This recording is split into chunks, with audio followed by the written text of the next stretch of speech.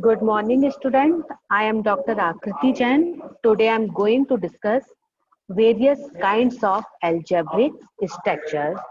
So today I am going to discuss most important algebraic structure group. तो सबसे पहले आज हम जो स्टडी करने वाले हैं इम्पोर्टेंट अलजेब्रिक स्ट्रक्चर ग्रुप की स्टडी करने वाले हैं।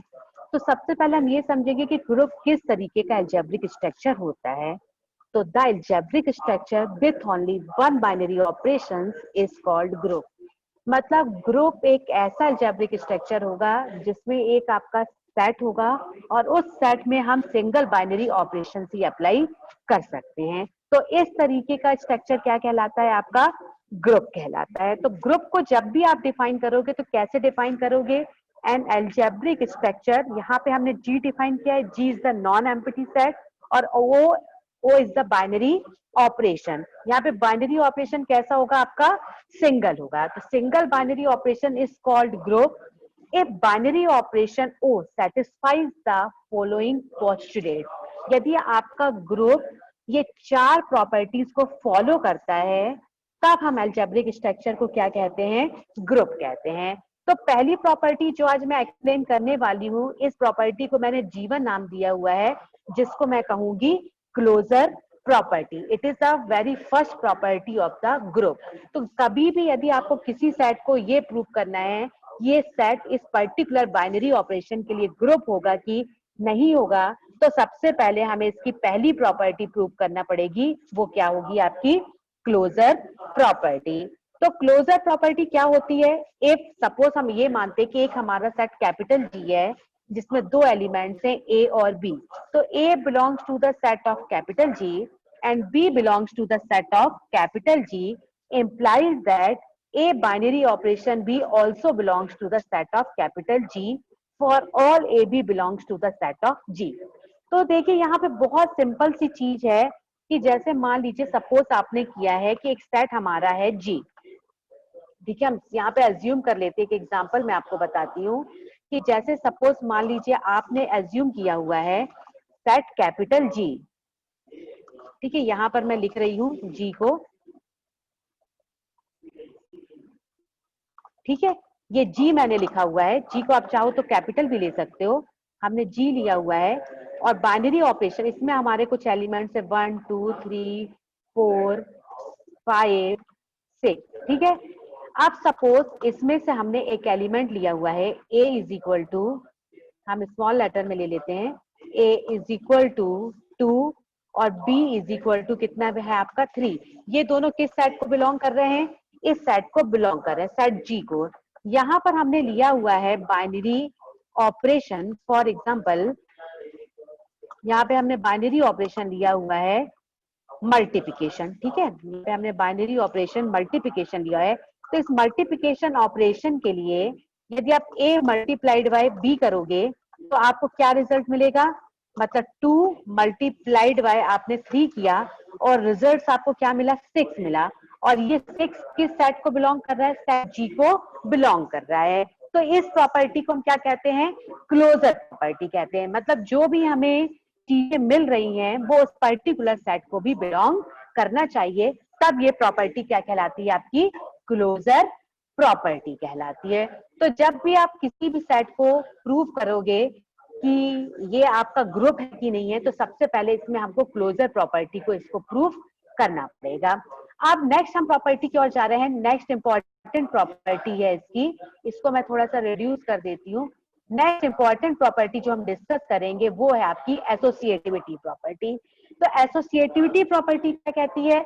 The binary operation O is associative if A, B, C are the elements of set capital G such that A और B के साथ आप बाइनरी ऑपरेशन अप्लाई करते हो और उसका C के साथ बाइनरी ऑपरेशन करोगे तो ये किसके इक्विवेलेंट होगा? B और C का आप एक साथ कंबाइंड करिए और उसको A के साथ कंबाइंड करिए, इसके इक्विवेलेंट होता है। जैसे सपोज हमने किया G is equal to 1 2 3 4 5, A is equal to 1, B is equal to 2 and C is equal to 3। अब आपने इस तरीके से बाइनरी ऑपरेशन परफॉर्म किया। ठीक है, A इंटू बी इंटू सी। अब हम देखिए इसमें ये ऑपरेशन अप्लाई करते हैं। तो क्या हो रहा है 1 मल्टीप्लाइड बाय 2 मल्टीप्लाइड बाय हमने क्या किया है 3। क्या ये कितनी वैल्यू आ जाएगी इसकी 6 आ जाएगी। क्या ये इसके इक्विवेलेंट है 1 मल्टीप्लाइड बाय 2 मल्टीप्लाइड बाय 3।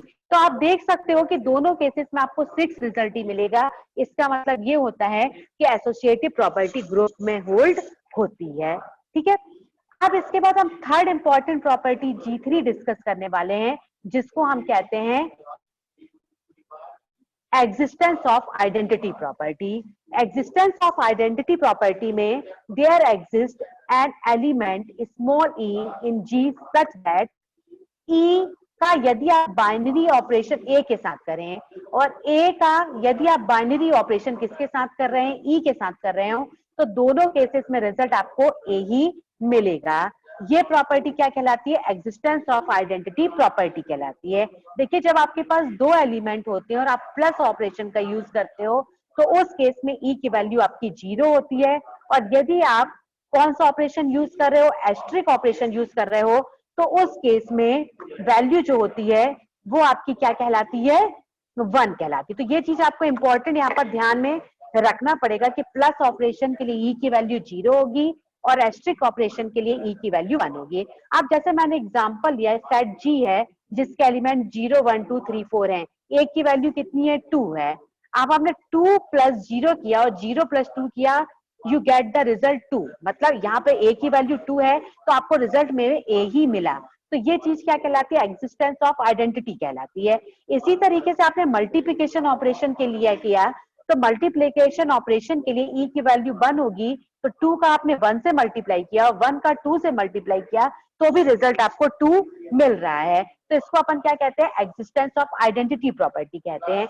यदि मान लीजिए किसी एक हम पर्टिकुलर रूल्स के थ्रू आइडेंटिटी एलिमेंट निकालने वाले हैं, तो उस केस में आई ई की वैल्यू आपकी चेंज हो सकती है। तो वहां पे हमें अज्यूम करना पड़ेगा कि किस तरीके का रूल है और ई की वैल्यू क्या है। लेकिन यदि आपके दो ही एलिमेंट्स हैं ए और दो एलिमेंट्स के बीच में आपने बाइनरी ऑपरेशन परफॉर्म किया है, तो हमेशा ई की वैल्यू प्लस के लिए 0 होगी और एस्ट्रिक ऑपरेशन के लिए ई की वैल्यू क्या होगी? आपकी 1 होगी।